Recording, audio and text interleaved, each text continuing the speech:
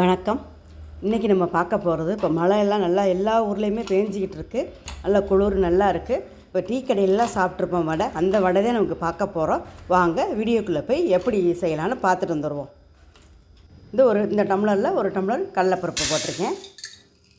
அதே டம்ளரில் ஒரு 1/4 டம்ளருக்கு உளுந்தம்பருப்பு போட்டுக்கலாம். நல்லா கழுவி விட்டு நல்ல தண்ணி ஊற்றி ஒரு அரை மணி நேரம் ஊறினா போகிறோம். அரை மணி நேரம் ஆகிடுச்சு பாருங்கள். இப்போ மிக்சர் ஜாரில் 3 காஞ்ச மிளகாய், எவ்வளோ காரம் வேணுமோ போட்டுக்கலாம். சோம்பு 1/4 டீஸ்பூன் அரை டீஸ்பூன் போட்டுக்கலாம். 4 வெள்ளைப்பூண்டு போட்டிருக்கேன். இப்போ பெருங்காயம், கடலைப்பருப்புலாங்கிறதுனால பெருங்காயம் போட்டிருக்கேன். இப்போ நல்லா அது தண்ணியை வடிச்சிட்டு அள்ளி மிக்சர் ஜாரில் போட்டு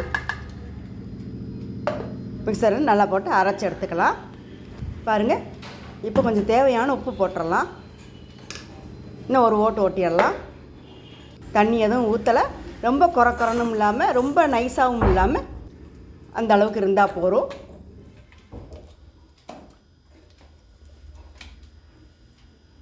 இதுக்கு இப்போ சின்ன வெங்காயம் 15-20 வெங்காயத்தை நல்லா பொடியாக கட் பண்ணி வச்சுருக்கேன்.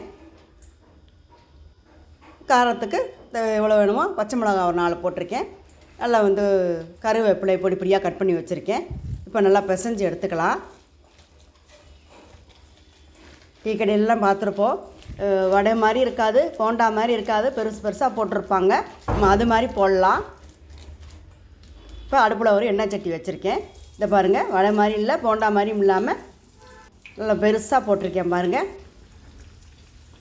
திருப்பி விடலாம். ஒரு பக்கம் வந்திருக்கு, இன்னொரு பக்கம் திருப்பி விடலாம். மேல் பக்கத்தை திருப்பி விடலாம். கடையில் வைக்கிறது போல இருக்குது பாருங்கள். பாருங்கள், நல்லா வெந்துருச்சு. இப்போ பார்க்குற போது எவ்வளோ சூப்பராக இருக்குது.